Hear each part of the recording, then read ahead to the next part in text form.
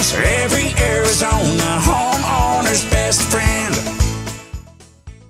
I've tried to explain air conditioning in a way homeowners can understand it, but they always get a very confused look on their face. I'm not doing a very good job of it. And finally, an engineer called the show and said, Rosie, it's easy. It's just moving heat. That's all you're doing. All you're doing. You're not bringing cold air in your house. Yeah. You're taking the heat out. You don't create cold, you remove heat. Yeah. The way an air conditioning system works is really simple. You got a coil that runs air across it inside your house. Whether it's in a package unit, it's still technically inside your house in a way.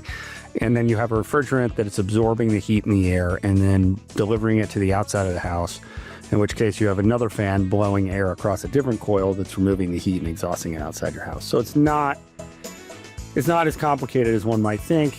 The challenge becomes when you dirty those coils, the refrigerant charges aren't accurate, your blower wheels are dirty. Like, these sort of things prevent the air from moving. It prevents the refrigerant from capturing the heat. So, if you're a math guy, you start taking an algorithm, you reduce the airflow 20%, you reduce the refrigerant absorption 15%. You just start destroying the performance of that air conditioning system, where simple things will bring them back to life. Obviously a 20-year-old air conditioning is never going to perform like a new system. But you can make a 20-year-old air conditioning or a 10-year-old air conditioner, or a 5-year-old air conditioning, or a 1-year-old air conditioning unit work better by just preparing for the summer and doing the maintenance.